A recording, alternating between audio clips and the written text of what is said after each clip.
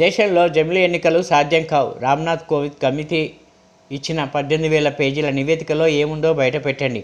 అఖిలపక్ష సమావేశం పెట్టకుండా, ఎవరితోనూ చర్చించకుండా కేవలం క్యాబినెట్లో పెట్టి ఆమోదించింది వారిపై ఉన్న వ్యతిరేకతను మళ్లించడం కోసమే. One nation, one election, one leader అంటూ ఒక ప్రమాదకర సిద్ధాంతాన్ని బీజేపీ తెర మీదకి తెస్తుంది.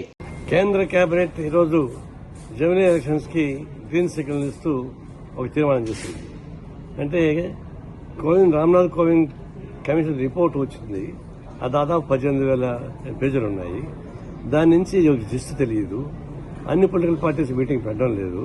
వాళ్ళ పార్టీ కేబినెట్ లో పెట్టి చేయడం అంటే కేవలం డైవర్ట్ చెప్పడం కాదు, అది సాధ్యం కాదు. ఎందుకంటే 2/3 మెజారిటీ వాళ్ళకి కావాలి. ఒకటి ఈ one election, one nation, one leader అనే ఒక ప్రమాదకర సిద్ధాంతాన్ని మొదలుపెట్టి మోడీ గవర్నమెంట్ ట్విస్ట్ చేస్తా ఉంది. ఒకవేళ మొత్తం వ్యతిరేకత పెరుగుతా ఉంది. ఈ 100 రోజుల్లో నువ్వేం చేశావు దానిపైన విమర్శ పెరుగుతా ఉంది.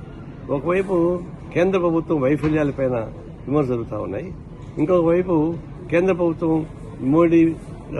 మోడీని మార్చాలని ఆర్ఎస్ ఒక తీవ్ర ప్రయత్నం చేస్తున్న వార్తలు వస్తున్నాయి. ప్రైమ్ మినిస్టర్ స్థిమితంగా ఉంటాడో తెలియదు. రెండో వైపు జమిలీ ఎన్నికల ప్రాముఖ్యత ఉంటే ఇప్పుడు జమ్మూ కాశ్మీర్ ఎన్నికలు జరుగుతూ ఉన్నాయి. ఇంకా మళ్ళా హర్యానా ఎన్నికలు జరగబోతున్నాయి. మహారాష్ట్ర ఎన్నికలు ప్రిపేర్ అవుతున్నారు.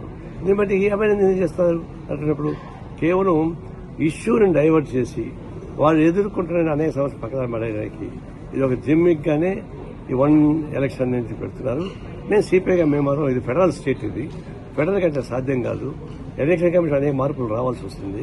అందువల్ల one election, one nation, one leader, ultimate Modi leader అనే ఫలితం తీసుకుంటున్నారు. దీన్ని మేము అపోజ్ చేస్తా ఉన్నాం.